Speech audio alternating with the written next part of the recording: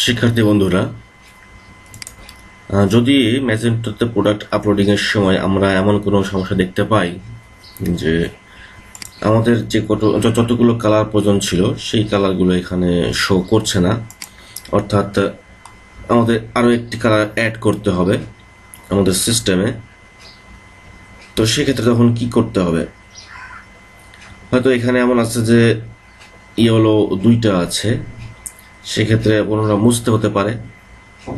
তো যেহেতু আমরা এখানে আগে প্রোডাক্ট কিছু এন্ট্রি করা হয়েছে, সেহেতু আমরা এটি এখানে মুছবো না, ডিলিট করবো না, কারণ ডিলিট করলে আগের এন্ট্রি করা প্রোডাক্টে যদি সেই কালারটি যদি সিলেক্ট করা থাকতো তবে সেটাই আবার সমস্যা হবে।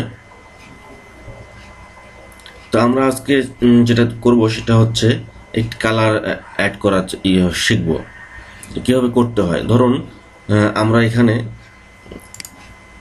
কালার এডিং এর জন্য প্রথমে যেতে হবে এই ব্যাকএন্ডে লগ ইন করার পরে ক্যাটালগ থেকে অ্যাট্রিবিউট থেকে ম্যানেজ অ্যাট্রিবিউটস, আমরা ম্যানেজ অ্যাট্রিবিউটস গেলাম।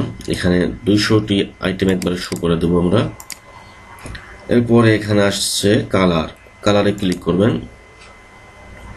কালারে ক্লিক করে ম্যানেজ লেভেল অপশন, এখান থেকে আমরা একটি ফিল্ড অ্যাড করব। অ্যাড অপশনে ক্লিক করে ধরুন আমরা এখানে দিয়ে দিই যে কাস্টম কালার লিখলাম, লিখে ওটাকে আবার এখানে ইংলিশে দিলাম কপি করে, এরপরে এখানে পজিশন 0 করলাম।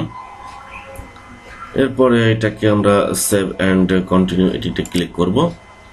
করার পরে আমরা এই যে প্রোডাক্ট যে আমাদের এখানে এন্ট্রি করি সেখানে যে রিলোড দেব, রিলোড দেওয়ার পরে আমরা দেখতে পাবো যে কাস্টম কালার ওটি সেটা আসলো কিনা। এই যে কাস্টম কালার এখানে যুক্ত হয়ে গেছে। মূলত এভাবেই আমাদেরকে কোনো একটি নির্দিষ্ট কালার যদি অ্যাড করতে চাই সেটা আমরা করতে পারবো। ধন্যবাদ সবাইকে।